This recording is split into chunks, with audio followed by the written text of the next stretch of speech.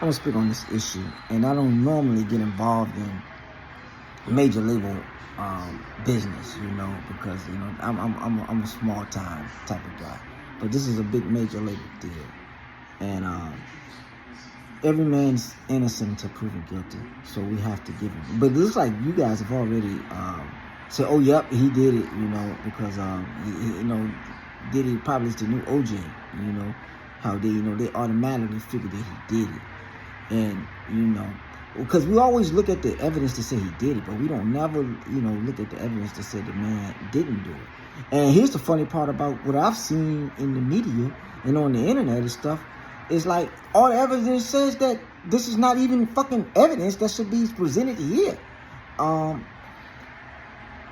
Him beating Cassie is not sex trafficking. I mean, usually when they have a big sting, like for drugs and they catch people for sex trafficking, they arrest like 15, 16 people. They tell you, we're going to arrest 40 people with indictments that have committed sex trafficking. Sex trafficking cannot be completed by one person, So, how do you have his henchmen or the people that's carried out the orders so this can happen, all you have is victims that say, yep, this is what he did to me. But they keep saying that's what Diddy did to them, but they're not saying who, but a handful of people that helped him, So, I don't see how that's evidence of his major charge with his sex trafficking. Cassie can testify that he hit her, but this is not a domestic violence trial. All of the lawsuits against him are not pending criminal investigation. So, from what I've seen is why they got this man locked up without a bond is the issue right now, because that's a form of discrimination. You're being discriminated against because you have a right to a fair trial, and you're supposed to be, even if they got evidence, the judges in them is unfairly giving that man, that's his case right now. I'm being treated unfairly, and the judges are treating him unfairly because they didn't give him a bond.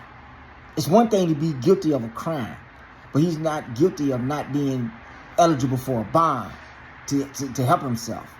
So there is no criminal element to being able to be free to help your attorney plead your case. You know what I'm saying? So he's already being subjected to racism in this case because he's a high-profile client, and they trying to say, well, we're not going to let you go free so you can help yourself. I mean, if that's not discrimination, I'd like to know what is. His biggest case is not what he's on trial for. If he's guilty of tampering with products, that's one thing. You shouldn't be tampering with products. Okay, now all these videos that he got, or all the videos that the feds got against him, anything that's on camera is subject to entertainment purposes only. Those could be actors, those could be lookalikes, those could be doubles, those could be anything.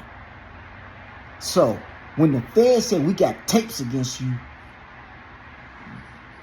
you cannot say 100% that this was not a production by a director or a movie producer. Can the feds produce movies against you and present them at trial, and nobody can know the authenticity of these tapes? The origination of the tapes. Who made these tapes? Did he actually make these tapes? That's where your case is at. So the feds say he made them tapes, or the feds say that he's in them tapes, but these are tapes. They didn't find, like I said, a warehouse of refugees from Africa or refugees from China, that he had a brothel and selling these to high-profile clients. That's sex trafficking. What he's in charge of is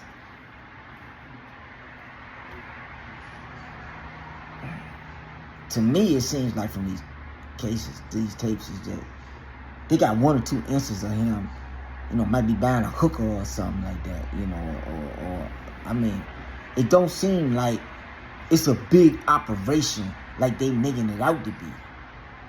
It seems like it's just some bullshit.